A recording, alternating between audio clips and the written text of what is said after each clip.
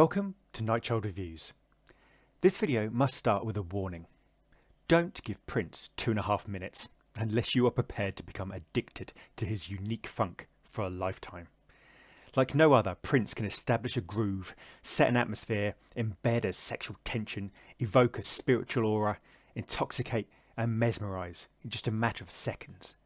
Despite being well known and appreciated as a master musician that could ride out a jam for weeks at a time, Prince was, conversely, often at his best, his most innovative, when creating tracks around 2.5 minutes. Or thereabouts. I'm going to allow myself a few extra seconds in the spirit of generosity. These songs, just like Prince sung rather slyly about himself, might be small, but so is dynamite. So, just like Prince did with these sweet but short classics, we're going to blaze through them in a breathless fashion, and then ask, what are your favourite short but sweet Prince classics?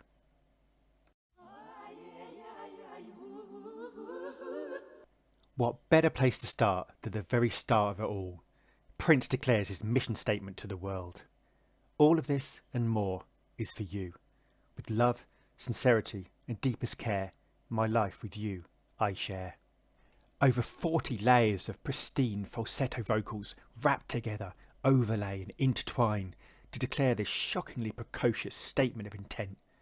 Prince began work on the track in 1976 at just 18 and recorded the track when 19. This was a showcase, a quite frankly ballsy act of extraordinary belief in his abilities. Prince wanted the world to know what he could do, and in just a few seconds his musical mastery, technical prowess, ability to build and pile up a track was plainly evident. Before there was ever a horny pony, there was a horny toad. This rockabilly fun stacked treat explodes right out of the gate with Prince screaming like a man who has got no time to waste. It was the B-side to Delirious, which was actually recorded just before Horny Toad, and is a strange choice as a B-side as the tracks bear so many similarities in pace, style and sentiment. The upbeat jauntiness of this song actually masks some pretty dark lyrics, such as, I don't want your money, because I got all I need. All I want to do is rub your body until you start to bleed. I don't love you, I'm just a horny toad. And, if you think I'm nasty, you ain't seen nothing yet. You see, I'm the kind of brother that the more you scream, the nastier I get. The synth motif really propels you to want to swing your arms about and let loose until Prince swiftly wraps up the track, demanding this woman's boyfriend better pack his things and hit the road. Just tell him you live on a lily pad with the horny toad. You got a different phone number and a lot of nerve. I love the fact that after initially releasing this track on the 1999 album Rave Unto the Joy Fantastic, Prince revisited it on the remixed album in 2001 with Rave Into the Joy Fantastic, and even now the full-length version was only 2 minutes 13 in length. Rarely has there been a more mournful, sadness-infused brief montage of lost love. Some days I feel tangerine, some days I feel blue, some days I just want to black out everything I felt for you, and even though I take your picture, everywhere I go, I use it for a coaster and drink the overflow. Some days I make a lot of money and give it all away to take my mind off the tangerine colour of your negligee. Beggars can't be choosy if they don't know how to serve. You got a different phone number and a lot of nerve.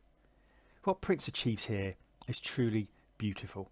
A mix of delicate guitar, padded soft drum beats and some deft vocal channeling. The extended or full version adds a restrained guitar section which mirrors the main melody of the track. Whether it's due to the familiarity of the Rave Unto version or something else, but the track to me seems even more poignant in its edited form.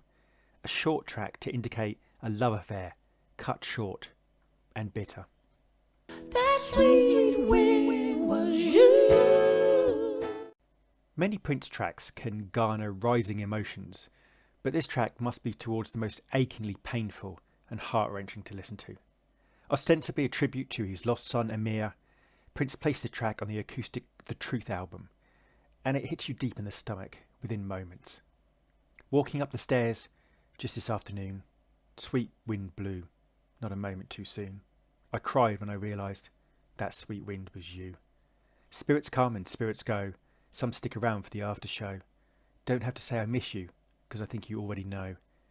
If you ever lose someone dear to you, never say the words, they're gone, they'll come back. The way Prince holds the note at 26 seconds is simply heartbreaking. It just holds light in the wind, delicate, frail, pained and broken. Prince has an ability here to just use an acoustic guitar, his voice and a few finger snaps to build something seemingly so simple and yet so emotive. The ending refrain when Prince repeats, "Tears go here," is a man trying to work out the cruel tragedies of life in a song in an incredibly vulnerable, raw and brutally intimate way. I wonder you. I wonder you. I Wonder You, for such a short track, has a bit of a story to it. It marks the first time on a Prince and the Revolution album that Prince didn't sing lead vocals, the honour this time falling to Wendy Melvoin. It appears that the track, which features in the Under Cherry Moon film, was originally sung by both Prince and Wendy, and then after Claire Fisher, the genius composer, added his orchestral arrangements, Prince's voice was more prominent, but then Prince decided to put Wendy's voice front and centre. Claire produced different versions of the track, some which remain unreleased, although snippets were used in the movie. It is in perfect keeping with the whole feel of an entrancing 1930s world of love and desire. Wendy brings a delicate but perfectly fitting vocal tone to the piece, which whirs into life, but remains consistent with class, elegance, and it's very much the type of track that you can imagine Mary singing in the film. There's some great details in the music with some beautiful guitar flecks and light and airy flute that lifts you into another dreamlike world. Truly, I Wonder You, for all time.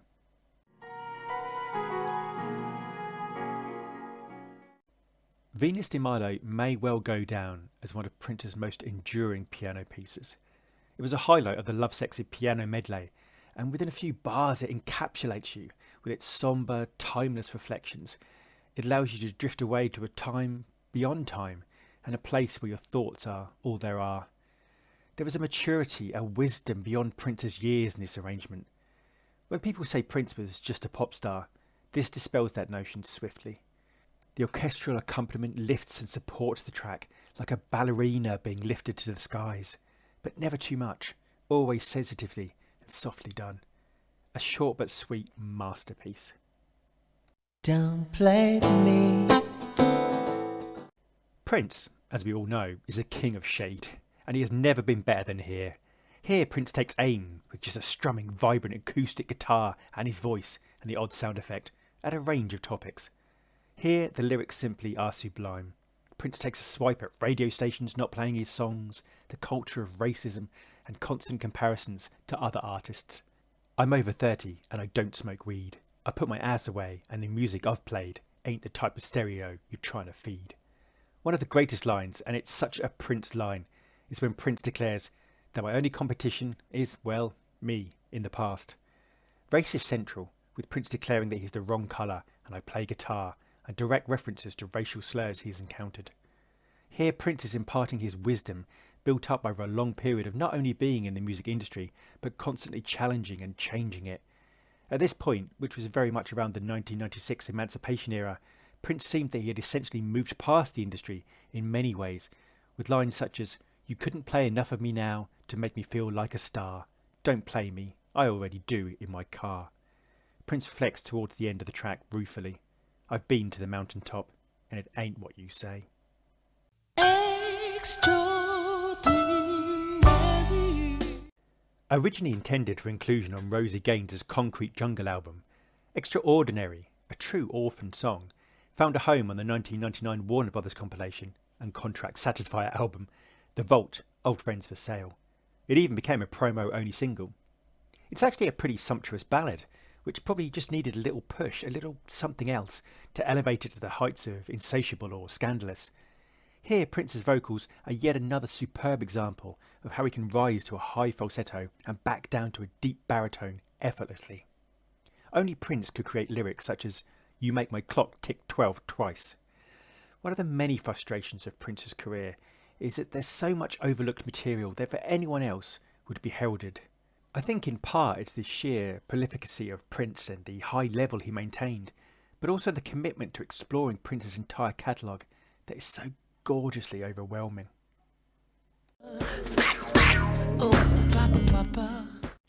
Placed upon the still underappreciated 1994 Come album, Papa touches upon one of the darkest, starkest and emotive subjects of a child suffering at the hands of their father.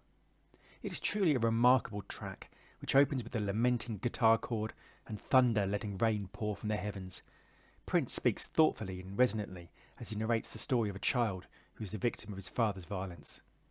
It is when the chorus arrives that the violence is truly accentuated, as Prince's voice rises into shrieks to convey the violence of thought and action. This is an incredibly brave song, and it is disputed as to what extent the song comes from personal experience or creative exploration, but it is clear that Prince's sincerity and pain in the track is genuine. Prince's voice at times is ragged, pleading, almost pushed to its absolute limit. The song's story ends with the father raising a shotgun to end his life. It's here that Prince states, "Don't abuse children, or else they'll turn out like me." An intensely personal line that proved, if nothing else, that this song was deeply personal to him, but also that the thoughts of childhood were still very much on his mind.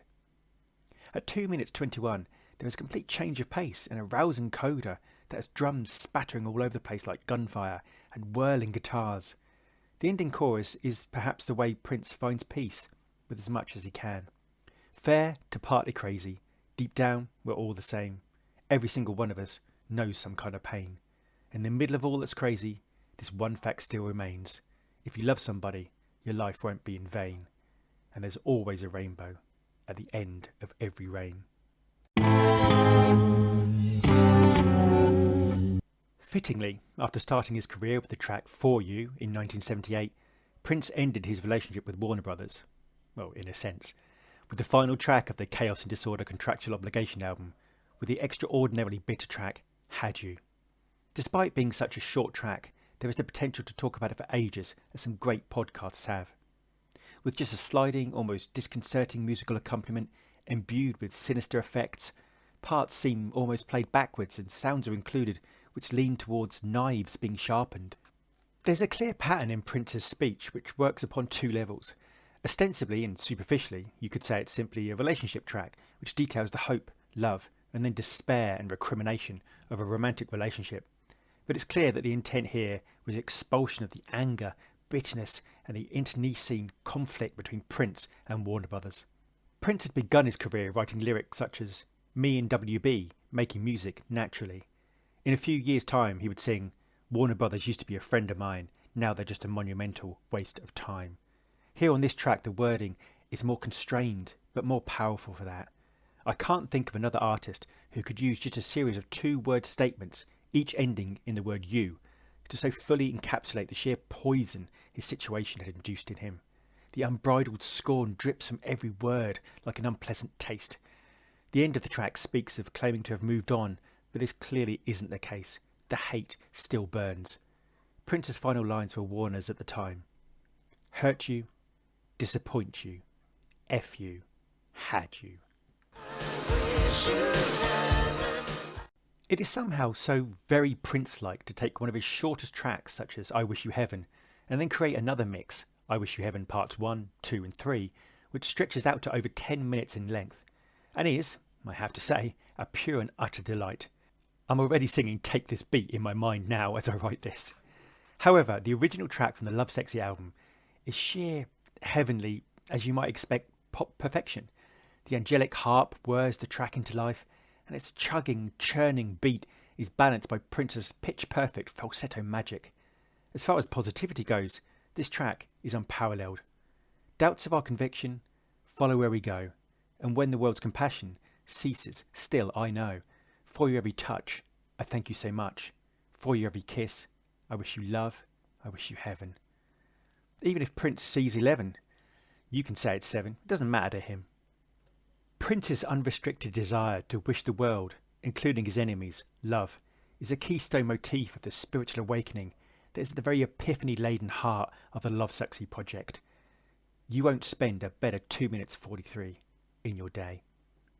Please never forget how much I appreciate you all and how privileged I am to be able to get to do what I do. I love you all. Thank you.